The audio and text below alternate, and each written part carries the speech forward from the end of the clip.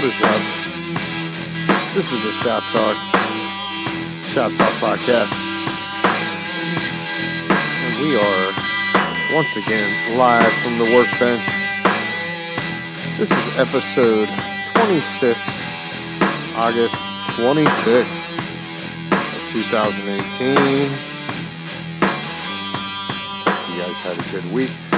Hope you're getting ready for the week coming up. No, I'm trying to. For people that haven't listened to this before, I just started 2 part-time jobs, so I'm a little wore out. I try to get these put out. Usually I have another, I have What's for Dinner, and that is a cooking video that I put out every week. And I try to put that out on Fridays, but there's no guarantees. It's actually set up for Sunday. And then also I try to get the podcast out on Sundays as well. Not necessarily earlier in the day, but with my previous schedule, I was putting them out every Friday or Saturday. And sometimes I was putting out extra ones. But anyways, and if you're a previous listener or subscriber, you already know that. So, I'm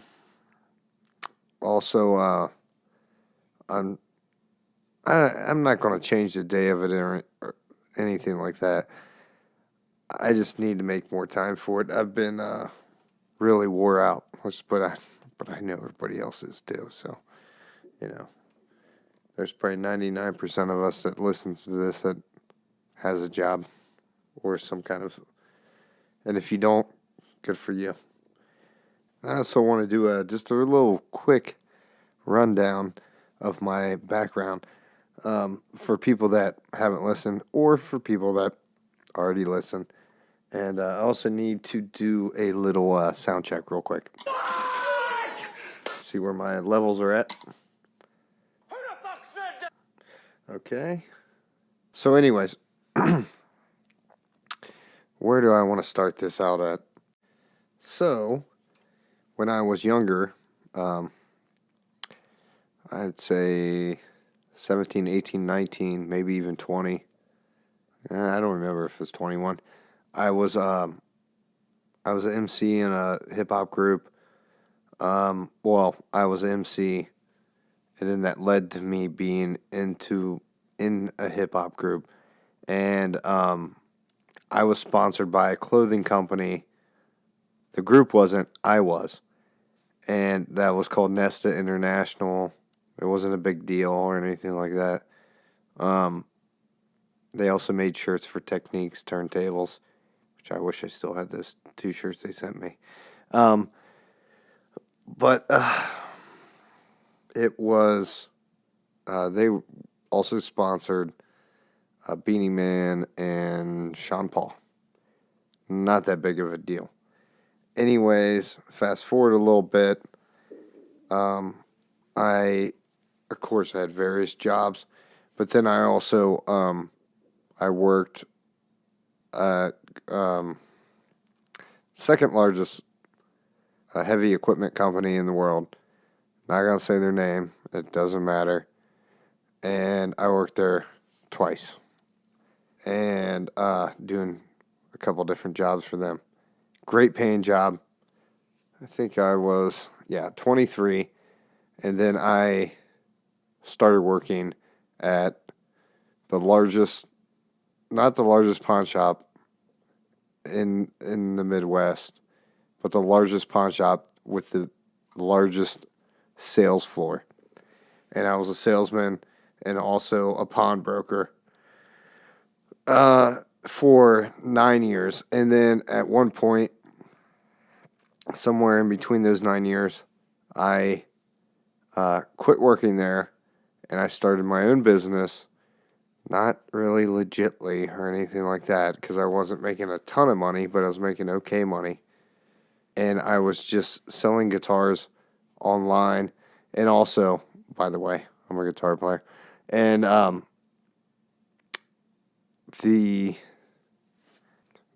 that doesn't make any sense. I had my own website. I didn't have a storefront, and I want to make that very clear.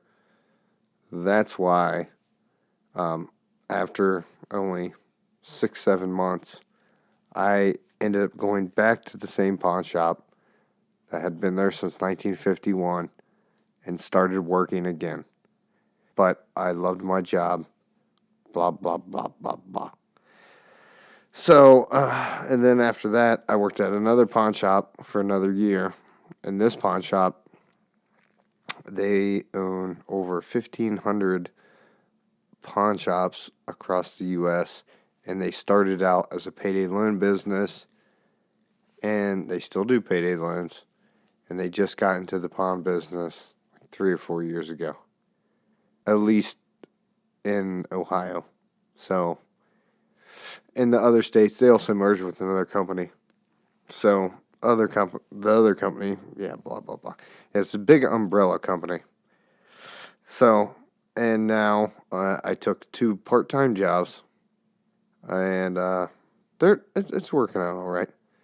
But I tell you what, this is like a week and a half into both of them, and I tell you what, I don't know how you say the phrase. I've done, yeah, well, I could say I've done worse for less, but really, I've never worked harder for less money.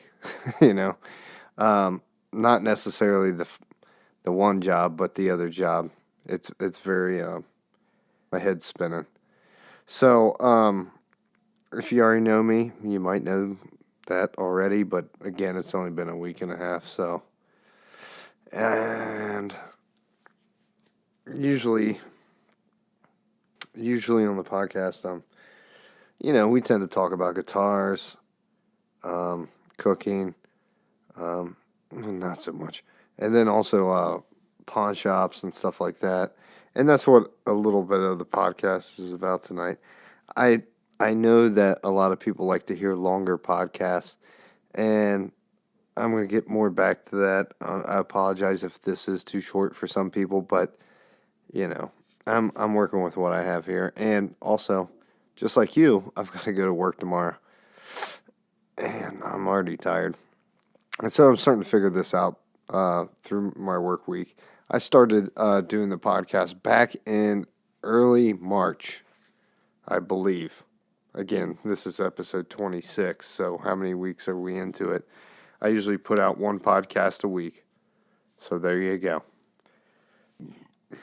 Now, on the various things I've done through my life, I would like if you guys would send me any kind of question or anything about. I used to repair quite a few guitars. I've probably repaired over 1,000 guitars, maybe more. I don't know. I stopped counting at 100 because that was the first year I worked at that big pawn shop. And they only had 1 baby.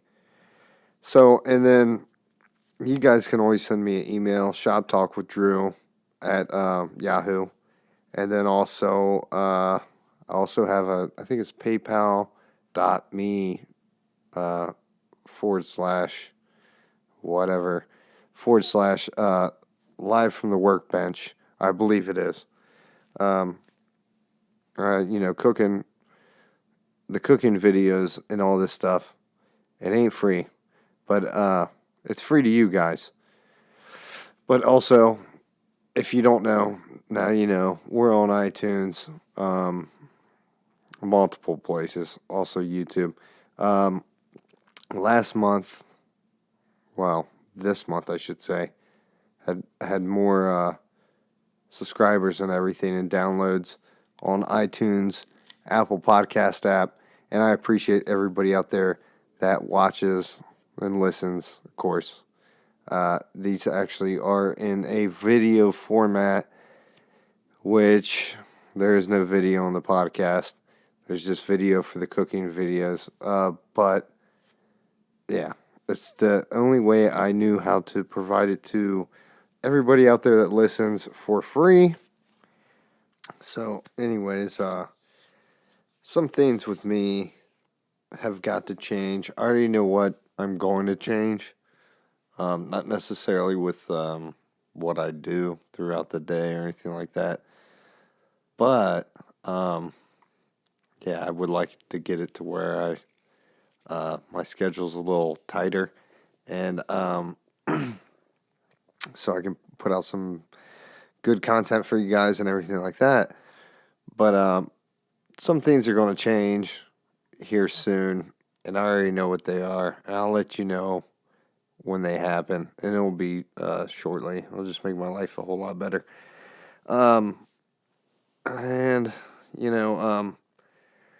I'll get more into the pawn shop thing in a little bit.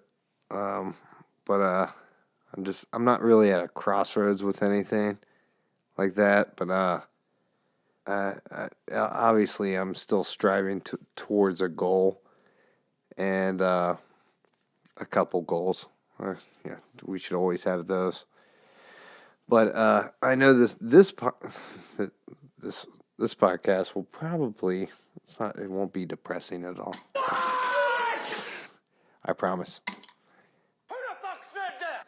But I will get more back into that. I don't want to disclose too much information right now because yeah, the two places that I'm working at right now, it's okay. It's good. It's working out so far. So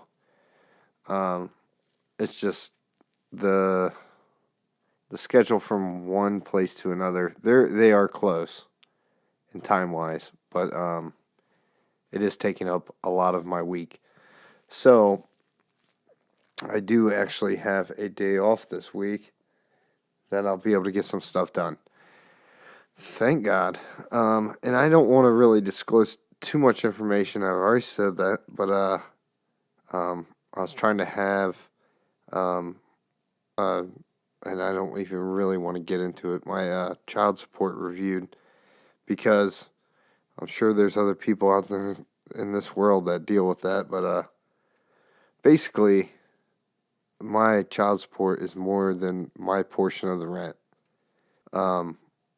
So, and these jobs that I've taken, they're okay jobs. They're not bad jobs or anything like that, but I'm used to making a lot more money and everything like that. And that's another thing that we'll get into. It one day. I'm just saying one day. And again, so no, and I meant to make. Sorry, I am very tired. I meant to make a point of this, to say this in the beginning of the podcast, that because I had a review online or whatever. I just want to say that I made this podcast for me. Now, I also made this podcast to have good content for other people to listen to. And I will say that. But at the end of the day, I made this podcast for me. I made this podcast so I can say what I want to say. And yeah. So I understand if people want to give me shit for it. That's fine. I don't care. Excuse me. That's the whole point of the podcast. It's for me. And it's also free. So at the end of the day, I want to say what I have to say. And if people want to listen to it, that's great. I really appreciate everybody out there that listens. I really do. I watch the numbers on each side of it. Doing really good on iTunes podcast app, by the way. I really do pay attention to it. And it really makes my day when I see new subscribers, when I see more downloads, when I see all that stuff. It really does make my day. Sometimes, most of the time, not now because, yeah, I would stay up to like 5 or 6 in the morning Eastern time because the results don't come out till around that time anyways, because of, the West Coast and everything like that. I would stay up just to see the results. I mean, that's how I really, regardless of what anybody may think, I really do put a lot of time and effort into everything. And so also, I really do appreciate everybody out there that listens. And you don't have to subscribe if you don't want to. But I don't know. Nothing's going to change. The podcast is going to still come out. And if anybody out there that already listens, they already know. Usually when something comes out in the news wise, that's where my content comes from. But so I always had the goal of opening my own pawn shop. And if you don't know what that is, it's a collateral loan. It's a non-recourse loan. There's no credit checks. It's all based on the item that you have. And like some people are like, yeah, I want to pawn it. Okay. Well, they just think in their head they're selling it. Okay, so a pawn is not, a pawn doesn't mean you're selling it. A pawn means a loan. And that consists of so many days that you have to retrieve your item or to pay the interest and storage fee on it. As long as you pay the interest and storage fee, you can always get your item back if you pay on time. And it doesn't mean a month. Some people think, well, if I don't come back in like 10 days or like 30 days, you're going to sell it. And they think like you're just going to sit it on the shelf like it's out for sale. Like it's just going to be up for sale until they pay it off. No, it doesn't work that way. Pawns cannot be put with items that are for sale. They have to be put in a storage, not facility. They have to be put in storage. They cannot be on the sales floor by law. It's all state regulated. Pawning is the oldest form of banking. If you go to Japan, you can get a pawn somewhere if you have gold. If you have that, gold is the universal currency, okay? So, anyways, I have always dreamt about owning my own shop. Now, I know in the state of Ohio, I can go to another fucking state and there's other rules and regulations state to state. And I'm sure there's a state out there that doesn't have the same rules and regulations or laws, whatever, for obtaining a pawn shop license. And basically, it's a lender's license. You're lending money to people. It's a financial institution. Okay? So, I could move to another state and easily do this. And this is the whole fucking point of this podcast is I could move to another state. I could go through each and every single state's laws, figure them out, blah, blah, blah. Don't have to work there to figure them out. They're on paper. They're on the web years ago. So, anyways,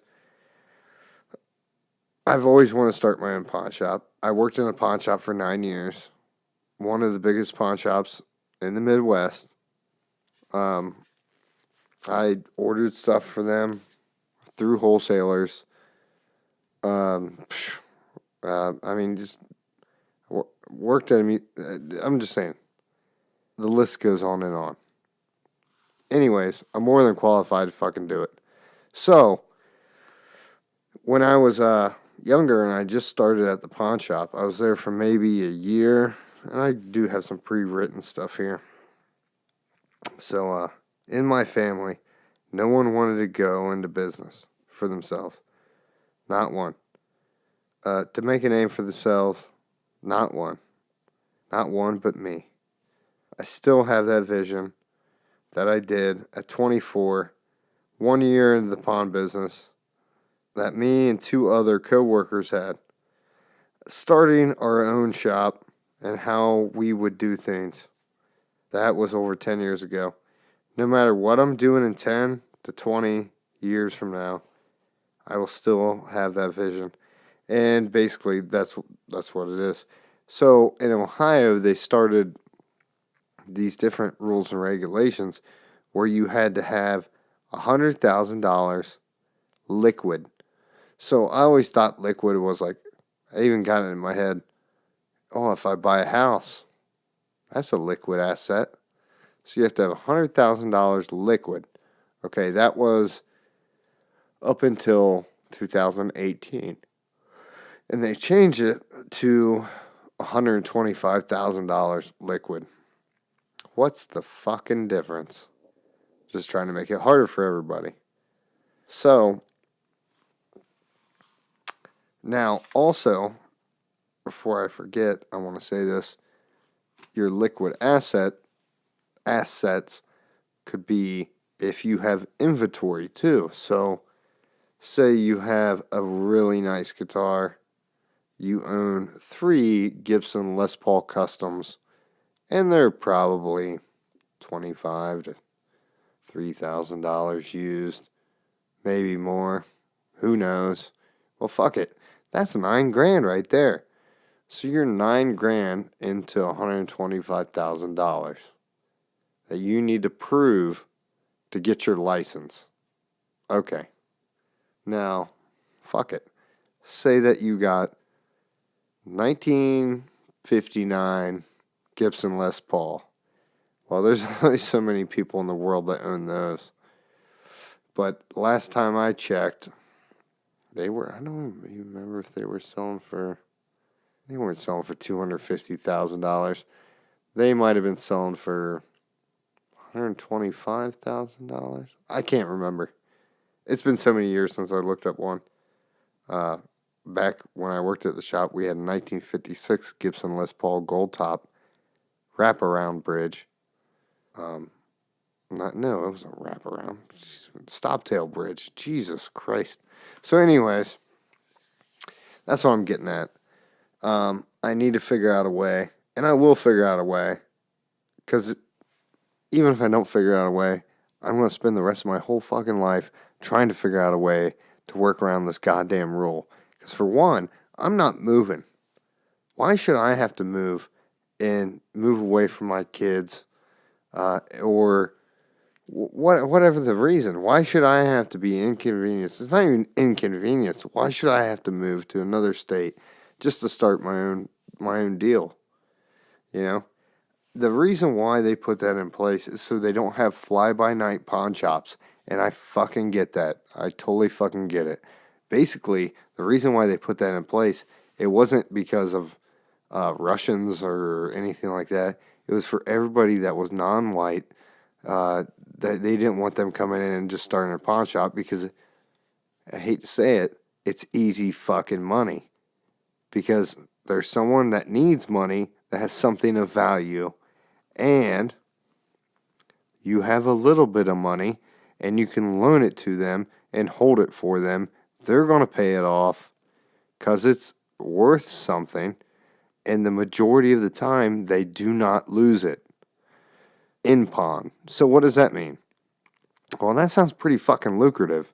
I remember when I first started working in the pawn shop, the recession just hit, and I looked at one of my managers. I'm like, he was actually the store manager at the time. He still works there, but he's not the store manager anymore. Anyways, I looked at him and I said, so am I not going to have a job here? And I was young, like 24 years old. I didn't know what the fuck was going on. I was just trying to figure out what the hell a recession is and figure it all out. And he goes, we're in a recession-proof business. So if that tells you anything, how lucrative it is. So, and back to what I just said about my whole family didn't want to start any kind of business. You know, usually I ran into another owner of a business, a Greek owner, and he's dead now. And I said, oh, yeah, Irish people are going to take over the pawn business. And he goes, no, they're not. Irish people came to America, and all they wanted was a little badge on their hat. He meant being a cop. And he was fucking right. My dad was a cop. So, it all goes back to that. But, you know, if you don't have anybody that believes in your idea or what you want to go into as far as a business, good fucking luck. But I've got a guy I can call. I think he's a professor at local college here. I'm going to talk to him. There's got to be a way around it. I know one way around it is you can have the business in someone else's name. You can take the test to get your pawn license, and then you can open up your own shop. Problem is finding somebody with $125,000 liquid, or someone that believes in you. Yeah, let's go with this. Yep, that didn't work. That did. Where's my cat? Maybe we should, And this is for everybody that we know. Here you go. We used to play all night, stay up to date, life future terrible. so bright. Through the wrong and the right, we stick together. I can't even believe I have that on there still.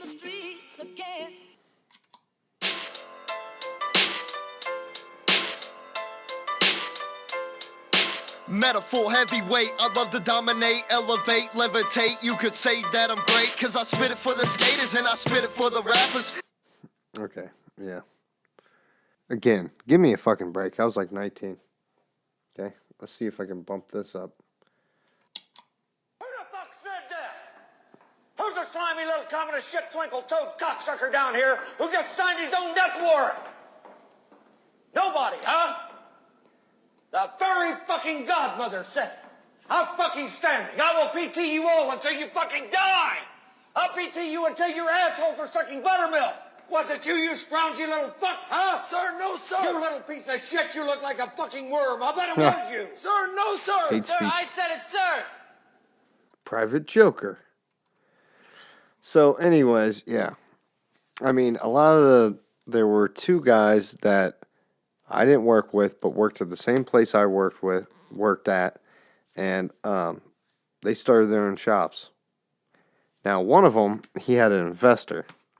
Somehow, the investor is last name Gabriel, and owns fucking half of 3C Highway. How the fuck was he friends with him anyways? Well, his dad was the manager of the shop I worked at. Excuse me. I would like to know their business deal, because I guarantee he's not on the better end of it. Anyways, I know them all across Columbus, Ohio. I know almost every owner of every pawn shop on the west side, downtown. Now I know two of them on the east side and west side. Anyways, I know every single one of them. It just blows my fucking mind. If I could just have that fucking Russian money. Jesus. And I know what to do with it, too. If they only had a fucking clue. So, I mean, we could go back to the whole, how it's so fucking lucrative, but it is. So, also, and I forgot to mention this, Zion Williamson, and I know in the other podcast I probably said Zion Williams 100 times, and at the end, at the beginning I said his last name was Williams 100 times, and I didn't even listen to it because I knew I fucked up. The end of the podcast, I corrected myself and said Williamson, but his highlights for Duke, oh my God, and I'm pretty much right. I mean, his build type is definitely Larry Johnson, but Larry Johnson was more built than Zion is. But I can't wait till he gets into the NBA. And then also, not to downplay it, this was really the first time I really got to watch R.J. Barrett play. And him and Zion Williamson together, amazing. Really amazing. So, both of them, they're not point guards, but they pass like point guards. I mean, just amazing. Also, there's a lot of buzz around a guy that I didn't know much about. His name's Owen Benjamin. I didn't know he was a comedian by his stuff on YouTube and his podcast, which I really didn't listen to. But I didn't know enough about him to comment on the situation that's going on right now.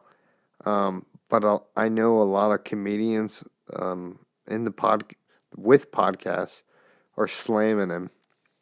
But I think I listened to him on the Joe Rogan Experience podcast, and I think I actually listened to almost the whole thing in almost 3 hours, and I think people have been slamming him for a long time. But just recently, all these different podcasts were just really giving him shit.